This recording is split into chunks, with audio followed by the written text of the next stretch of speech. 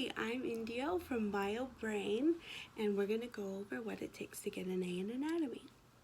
So, it's very important for you to understand that anatomy is not just about learning bones and learning muscles. Don't come into this class thinking that, oh, easy, sounds easy, I've always done good in science, I'm going to do fine. No, okay? Anatomy is so much more than just bones and muscles. I can't stress that enough. You have a little bit of physiology, you have a little bit of geography, which is confuddling on its own. You have medical terminology, and then you have a whole new language, which is Latin, and a little bit of Greek.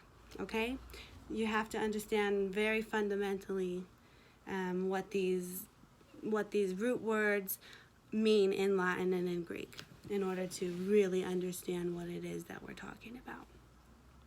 So, my number one rule that I give to all the students that I tutor is don't be that person that's in the classroom taking notes like a crackhead.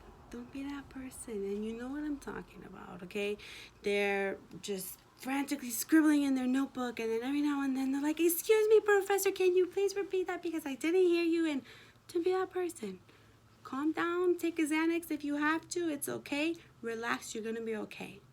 Don't be taking notes like that. Maybe you don't have to take notes at all. There's this common thought that if you write something down, it means you'll remember it amongst students, and it's just not true. And oftentimes, they go back to their notes and they're like, I see that I wrote PA259, but I don't know why I wrote that, and I don't know what it means. Okay, it's not effective. But what is effective is if you actively listen to what your professor is teaching you and telling you. So as you're listening, you're making connections. You're listening to understand. Like, pretend that what she's saying is the most important information that you've ever heard, okay? It might be hard to do, but just pretend, okay? Pretend like you really care what she's saying. And if something doesn't make sense and you can't piece it together in your brain, you can ask a question. You can ask 1,000 questions, because guess what? This is college and you paid for that shit, okay? So ask all the questions you want to. Your neighbors might not like you, but it doesn't matter, and it's not going to matter when you're a doctor or a nurse or an occupational therapist and you're where you need to be in life. You're not going to think about them dusty little ruffians that were annoyed because you wanted to understand anatomy. Are you kidding me? Ask all the questions you need to. That's what homegirl or homeboy, home chicken in the front is getting paid to do, is answer your questions. Don't let them make you feel stupid. Ask all the stupid questions you want to, okay? Now, don't do this either. Don't be the type of person that reads the whole book. Even if your teacher told you to read the whole book, the whole chapter, you know what I'm talking about? From the first page to the last page, 85,000 pages of anatomy, don't. Because guess what? There's so much information that you don't need, that's not required for the class, that's not required for your MCAT or your NCLEX or any of that.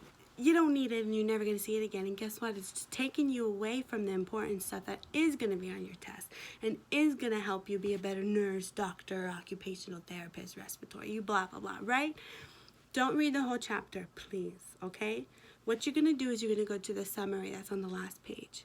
You're going to read that over and over again until you can write a sonata about it. You're singing it in your sleep, okay? Memorize the summary. Now, if something doesn't make sense in the summary, that's when you're going to go back into your notes. Into the chapter where I told you don't read the whole thing, and you're just going to read that part. You're going to find it in the book and read it to understand, okay? That's when you're going to use your book. Also, Pearson and a couple other textbooks, they have these things called comprehension checks and critical thinking questions at the end of their sections. Those are wonderful resources. Please utilize them.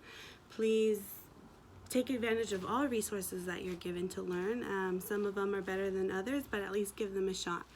That's very important. So now you've gone through the summary, you've gone through your notes, you listen to your teacher, and you asked 1,000 questions, okay? Now what you're going to do is make pre-tests, okay? These are practice tests that are going to have all the information that you've accumulated while you've been studying in test format. So you make these tests, you take them, you're going to take them over and over and over again, constantly testing yourself on all the information that you can possibly gather up until you know the answer to these questions and you're not missing any questions. You're getting 100% every time, okay? That's your goal when you're taking these pre-tests. Make sure you do that. Number one, if you want to do well in your test and you want to do well in this class, you have to test yourself. Have to. If the teacher has study guides, that's even better. Test yourself on the study guides. Took out a little bit of the work, right? So now you've done all that, you did the pre-test, blah, blah, blah, yada, yada, right? Now what you're going to do is make a mock lecture. So when I say that, I mean you're going to come up with a lesson plan and you're going to pretend that you have to deliver it in front of a bunch of eager, bright-eyed, bushy-tailed anatomy students. And you're their teacher. And maybe they're not so smart, maybe they're a little slow, right? And you have to simplify and dumbify this information for the simplest minded person that you can think of, right? Your ex-boyfriend, whoever, this is who you're thinking, someone who's not going to understand something big and complex. And you're going to break it down. You're going to take bullet points and you're going to compact this information for a very slow person and pretend that you're giving it to them. Now you might not have somebody that really wants to listen to these lectures. That's okay. Maybe your dog, because my dog's over here listening to me talk. Dogs really care about you and they'll listen. Now if you don't have a dog, you have a cat, you're probably better off just giving it to yourself in the mirror. That's a great way. So what your objective is to keep giving this lecture until you no longer need your notes. When you can do that, you're the master. The student has become the master. And I bet you when you take your test, you're going to get an A. And when you do get an A, please come back and let me know. And please share this with all your friends that you made in class, the ones that don't like you because you ask too many questions. And subscribe.